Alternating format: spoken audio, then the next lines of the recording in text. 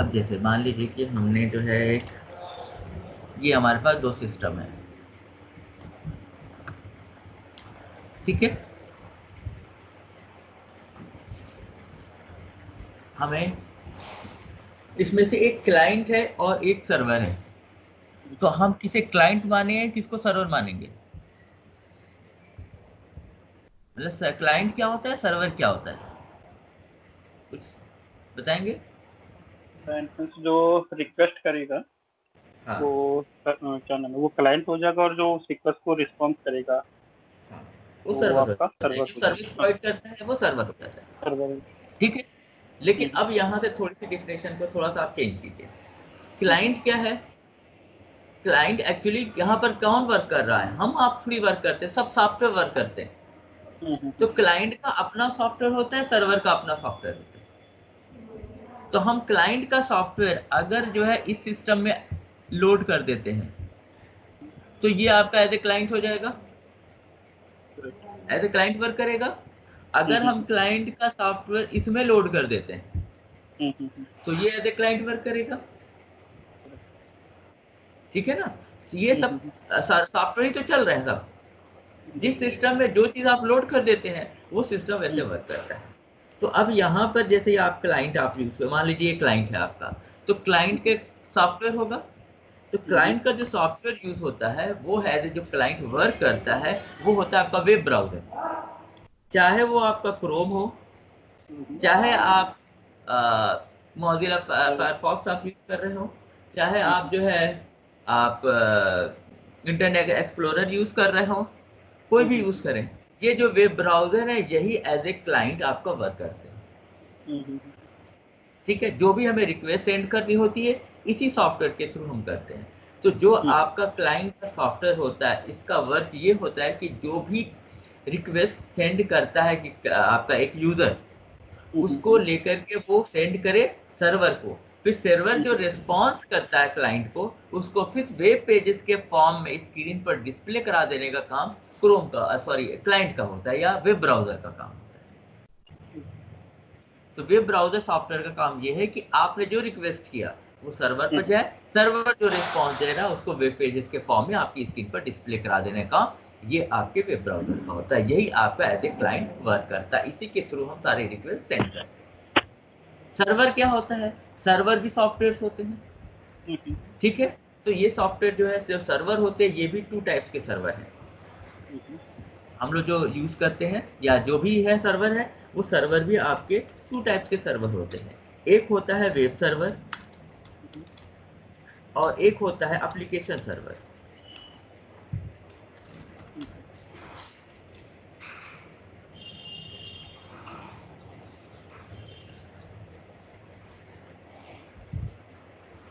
ठीक है, ये दो तरीके, ये भी सब सॉफ्टवेयर ही है आपका, ठीक है। तो आपको ये जब आप देख रहे हैं कि हम लोग यहाँ पर अभी आपने देखा ऊपर, हम लोग जो भी वर्क कर रहे हो किसके थ्रू, सर्वर के थ्रू सारा एग्जीक्यूशन हो रहा है। तो आपको सर्वर की रिक्वायरमेंट भी होती है, तो सर्वर भी आपको चाहिए, क्रोम भी चाहिए। आपका कहने का मीन क्रोम भी चाहिए आपको, या क्रोम हो चाहे इंटरनेट एक्सप्लोरर हो चाहे मोजिला फायरफॉक्स हो, कोई भी ना कोई वेब ब्राउजर भी आपको चाहिए। ये सारे सॉफ्टवेयर की रिक्वायरमेंट होगी तभी तो वेबसाइट पर आप सारी चीजें एग्जीक्यूट करके देख सकते हैं, ठीक है। तो आपका यहाँ पर जो सर्वर होता है वो टू टाइप्स के सर्वर होते हैं, एक वेब सर्वर कहलाता है, एक एप्लीकेशन सर्वर कहलाता है। वेब सर्वर जो होता है वो उसमें जो है वेब कंटेनर होता है,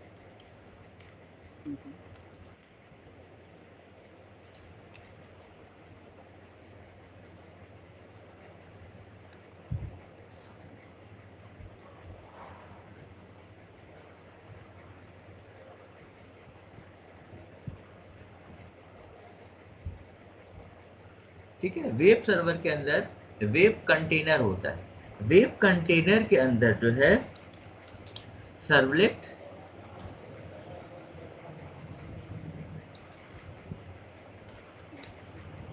और जेएसपी इंजन होते हैं, जो कि आपके सर्वलेट और जेएसपी को एग्जीक्यूट करते हैं, ठीक है। तो जो हमने यहाँ पे हेल्पिंग प्रोग्राम कहा वो आपका वेब कंटेनर है, ये आपके सर्वलेट और जेएसपी को एग्जीक्यूट कराता है। जो एसडीएस सर्वलेट जेएसपी में आप बनाएंगे उस चीज को एग्जीक्यूट कराने की रिस्पॉन्सिबिलिटी वेब कंटेनर की होती है। उसके और जो वेब एप्लीकेशन सर्वर होते हैं इसके अंदर जो है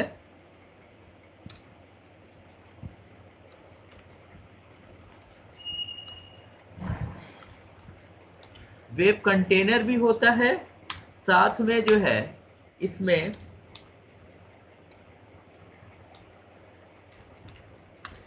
ईजेबी कंटेनर भी होता है।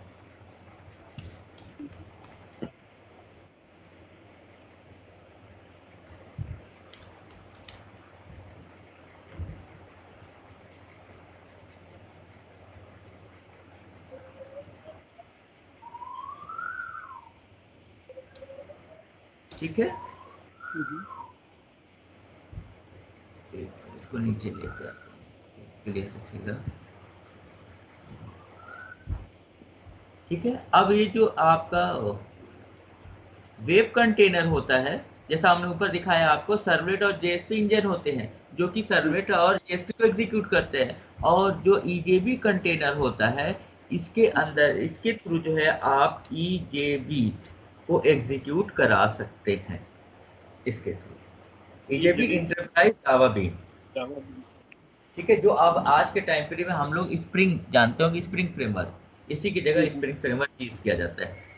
ठीक है, तो अब यहाँ पर देख लीजिए आपका कि वेब आपका सर्वलेट और जेएसपी ये दोनों आप वेब सर्वर के थ्रू भी एग्जीक्यूट करा सकते हैं और एप्लीकेशन सर्वर के थ्रू भी कर सकते हैं, क्योंकि वेब सर्वर में भी वेब कंटेनर है और एप्लीकेशन सर्वर में भी वेब कंटेनर है। तो आप दोनों के बेस पर आप जो है सर्वलेट जेएसपी को आप एग्जीक्यूट करा सकते हैं। मतलब आपके पास सर्वर का सॉफ्टवेयर होना चाहिए, चाहे वो वेब सर्वर हो चाहे एप्लीकेशन सर्वर हो, दोनों के बेस पर जो है आप सर्वलेट और जेएसपी को एग्जीक्यूट करा सकते हैं।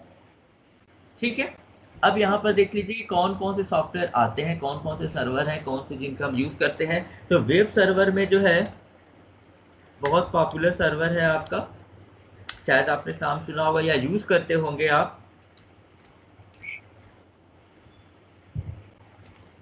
Tomcat, Apache Tomcat. अभी क्या यूज किया था आपने?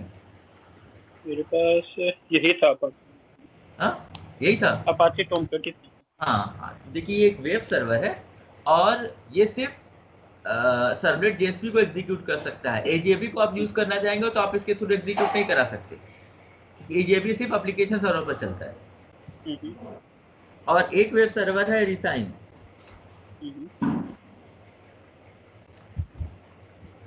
ये दो आपके वेब सर्वर हैं, लेकिन रिसाइन कम यूज किया जाता है या हमने कभी यूज नहीं किया, मोस्टली लोग यूज नहीं किया, तो मोस्टली जो यूज होता है वो टॉमकैट ही यूज होता है, क्योंकि ये फ्री ऑफ कॉस्ट है, ओपन सोर्स है, आप डायरेक्ट डाउनलोड करके आप यूज कर सकते हैं। लेकिन ईजेबी के लिए यूज नहीं होता, सिर्फ आप सर्वलेट जेएसपी के लिए होता है। दूसरी चीज टॉमकैट के साथ सबसे बड़ा प्लस पॉइंट ये है कि अगर आप टॉमकैट आप यूज कर रहे हैं, तो अगर इन फ्यूचर आप जो अपनी एक वेबसाइट क्रिएट करते हैं और आप सर्वर आप जो है इंटरनेट पर अपलोड करना चाहते हैं, तो वहां पर भी आपको टॉमकैट ओपन सोर्स ही मिलेगा, फ्री ऑफ कॉस्ट ही मिलेगा, आपको पे नहीं करना पड़ेगा।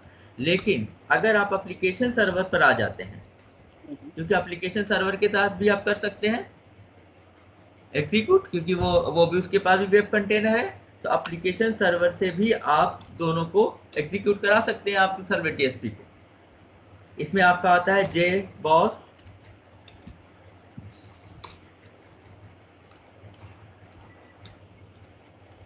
वेबस्फेयर,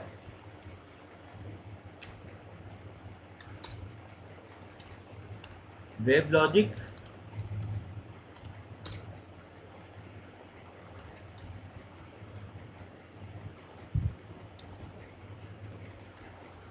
ग्लासफिश, ये चार जो है आपके एप्लीकेशन सर्वर है। JBoss जो है आपका, जैसे टॉमकैट है आपका, ये आपका प्रोवाइड करता है आपको अपाचे, अपाचे एक कंपनी है जो टॉमकैट सर्वर को प्रोवाइड करती है। एप्लीकेशन सर्वर में JBoss जो है, JBoss जो है एक JBoss नाम की एक कम्युनिटी है जो इसको प्रोवाइड करती है। वेबस्फेयर जो है IBM आपको प्रोवाइड करता है, वेबलॉजिक ऑरेकल प्रोवाइड करता है, ग्लासफिश जो है सन माइक्रो सिस्टम आपको प्रोवाइड करता है। लेकिन ये है कि ये आपको अगर एज ए आप टेस्टिंग के लिए अगर आप डाउनलोड करके यूज़ करना चाहें तो कर सकते हैं, लेकिन जैसे ही आप जो है आप अपनी साइट को अपलोड करेंगे इंटरनेट पर, तो ये सारे पेड हो जाते हैं। तो इसीलिए तो आपको जो जैसे है, हाँ, आपसे कहा ठीक जाता है है कि आप टॉमकैट यूज़ कीजिए, ये ओपन सोर्स है और आपसे हम्म, फ्री ऑफ कॉस्ट कभी भी जब भी आप यूज़ करना चाहेंगे आप इसे कर सकते हैं। हाँ, आप कुछ कह रहे थे। हाँ सपोज जैसे ये हमारा गूगल वगैरह हम यूज करते हैं तो उनका अपना एक सर्वर होगा, राइट? क्या क्या चीज़, क्या यूज़ जो करते हम हैं? ये गूगल यूज करते हैं हाँ हाँ, ठीक है तो ठीक है। गूगल का भी अपना एक सर्वर होगा वहाँ पर, है? हाँ बिल्कुल तो बिल्कुल। गूगल के पास भी यही वाला मतलब ये टॉमकैट वगैरह अवेलेबल होगा वहाँ पे भी? नहीं, आप क्या कहना चाह मत, रहे हैं, नहीं समझ। मतलब सपोज मैंने अपना एक वेबसाइट, अभी तो जैसे मैं अपने सिस्टम पे वेबसाइट वगैरह हमने क्रिएट किया वहाँ पे, हाँ, तो हम हम आपको लोग बता अभी रहे हैं जैसे टॉमकैट क्या के है, साथ कर रहे हैं। एक मिनट रुक जाइए, हम समझ गए आपकी बात। आप अपलोड करने की हाँ बात कर रहे हैं कि अगर हम अपनी वेबसाइट हाँ ओपन करेंगे तो वहाँ कैसे क्या होगा। हम हाँ आपको हाँ चीज़ समझाएंगे, अभी आपको बहुत सारी चीज़ें समझनी पड़ेंगी, वेबसाइट में भी बहुत सारी चीज़ें हैं। पहली चीज़ हम्म समझ लीजिए कि जब आप अपलोड करते हैं इंटरनेट पर, तो आप हम्म सर्वर पर करना है आपको, तो सर्वर हम्म में आप एक स्पेस लेते हैं।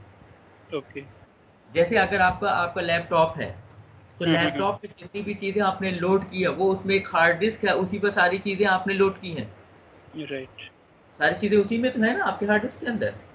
तो वैसे जैसे आपका जो है आपके हार्ड डिस्क जो है टेराबाइट में हो सकता है, बहुत बहुत बहुत हम्म ज़्यादा, लेकिन उतना आपका यूज़ नहीं होता है। ऐसे हम्म ही जब आप अपनी इंटरनेट पर जो है आप अपनी वेबसाइट को अपलोड करना चाहेंगे तो आपको स्पेस खरीदना पड़ेगा इंटरनेट सर्वर पर। ओके ठीक है, तो मान लीजिए कि आपने 20 जीबी का आपने एक स्पेस आपने परचेस किया। अब ये हम्म आपको समझ लीजिए कि आपको 20 जीबी की एक हार्ड डिस्क मिल गई। ओके अब इसमें आपको आपको जो भी यूज़ करना है वो सब आपको करना है। हम्म मतलब आप जैसे विंडोज़ आपने लोड कर रखा होगा अपने लैपटॉप पर, हाँ हाँ वैसे ही वहाँ पे सारी चीज़ें करनी है। आपको अपना जो है ऑपरेटिंग सिस्टम लोड करना है, आपको जो है अपना सर्वर लोड करना है, आपको जावा लोड करना है, आपको टॉमकैट या दूसरा जो सर्वर आप यूज़ करना चाह रहे हैं वो यूज़ करना है। वो सारी चीज़ें एक पूरी कंप्लीट एक मशीन बनानी है आपको। ओके ओके अब अगर आप जो है अब आप जब जाएँगे, जब आप परचेज़ करने हम्म जाएँगे तो देखेंगे बहुत सारी साइट्स हैं जो आपको डोमेन परचेज़ करके देती हैं। हम्म तो कुछ बहुत कम रेट में मिलेंगी, कुछ बहुत ज़्यादा हाई रेट में मिलेंगी। तो अगर कम रेट में है तो वो सारा खुद आपको करना पड़ेगा, और अगर आप ओके जो है पैसा ज़्यादा पे कर देते हैं तो वो सारी चीज़ें करके वो आपको प्रोवाइड करता है। ओके वो ठीक सर्वर वगैरह या पूरा सेटअप हाँ, करके वो लोग दे देंगे पूरा? वो देंगे आपको। ठीक है, अब जैसे मान हम्म लीजिए कि आपका अभी आप विंडोज़ आपको अभी यूज़ कर रहे होंगे आपको। तो हो हम्म सकता है कि आपने जो है किसी से आपने ले लिया हो हम्म और आपने लोड कर लिया हो, ओरिजिनल ना भी यूज़ करें तो भी चल जाता है। लेकिन जब आप हम्म वहाँ पर पहुँचते हैं ना तो हर सॉफ्टवेयर आपको परचेज़ करने पड़ते हैं। ओके तो फिर वहाँ पर यही देखा जाता है कि तो उससे आपकी कॉस्ट बढ़ती जाती है साइट की। हम्म तो इसीलिए देखा ये जाता है कि कौन-कौन सा ओपन सोर्स है। तो जैसे हम्म आप ऑपरेटिंग सिस्टम में जो है लिनक्स यूज़ कर लिया जाता है, क्योंकि वो हम्म ओपन सोर्स है। आपका टॉमकैट जो ओपन सोर्स है, आपका जावा हम्म 8 तक ओपन सोर्स है। तो आप हम्म जो है हम लोग कोशिश यही सोचते हैं कि जो ओपन सोर्स है वही चीज़ें आपका जो अपलोड कर दे जिससे कि कॉस्ट आपकी कम है। हम्म अच्छा तो सपोज एक्चुअल में मैंने हमें पूरी एक मशीन डेवलप करनी पड़ती है वहाँ पे। हाँ जी, कहिए हाँ क्या हाँ करें? अच्छा सपोज जैसे मैं अभी अपने सिस्टम पे मतलब 1 मिनट के लिए सपोज मैंने ग्लासेस यूज किया है, राइट, सर्वर के लिए। हाँ, हाँ, और हाँ, बाद में मुझे, अभी तो मैं अपने डेवलपमेंट कर रहा था अपने सिस्टम पे तो मैं ग्लासेस चला रहा था, लेकिन बाद में मुझे लगता है कि नहीं यार इसका कॉस्टिंग बहुत ज़्यादा है और मैं हाँ, अपना सर्वर वगैरह चेंज करना चाहता हूँ। हाँ, ठीक है, तो उस हाँ, केस में जैसे मेरा डेवलपमेंट तो है ग्लासेस पे, हाँ, तो मैं जब उसको अपलोड करूंगा तो दूसरे सर्वर मतलब दूसरे सर्वर के साथ अपलोड कर सकता हूँ क्या, सपोज जेबॉक्स हाँ, के साथ हाँ, या? हाँ, हाँ, हाँ, कर सकते हैं आप। क्योंकि सॉफ्टवेयर तो आप जहाँ जहाँ वहाँ अपलोड करेंगे, आप बनाएंगे पहले ना, आप क्रिएट करेंगे हम्म सारी चीज़ें। क्रिएट कर जब हम्म आपको रन कराना होगा तब आप जो है उसको ग्लास फिश पर या टॉमकैट पर या कहीं पर ले जाएंगे। अच्छा तो वहाँ पे कॉन्फ़िगरेशन के टाइम पे वो पूछता होगा फिर ना कि कौन से हाँ, सर्वर पे हाँ, किस तरह? हाँ, जो आपके पास सर्वर होगा उस पर आप करेंगे। लेकिन होता हम्म ये है कि आप जो हम्म है जब आप जैसे मान लीजिए कि आपके पास जावा है, आप जावा यूज़ करते हैं, ठीक है? हम्म हम्म तो आपका हम्म जावा का एक कंपाइलर है ना, जो कंपाइल करते हैं आपकी फाइलों को।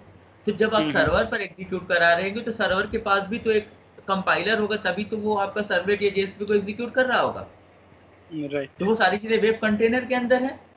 ठीक है, तो अब यहाँ पर अगर टॉम कैट है तो टॉम कैट के पास किस नाम से सर आपका जो है अरे उसने बना रखा है कंपाइलर, ये मालूम करना पड़ेगा आपको। आप जो ग्लास फिश यूज कर रहे हैं तो ग्लास फिश में कौन सा कंपाइलर यूज होता है, या कौन सा क्लास कौन सा कंपाइलर आपको प्रोवाइड करता है, ये सब चीजें आपको मालूम रहनी चाहिए।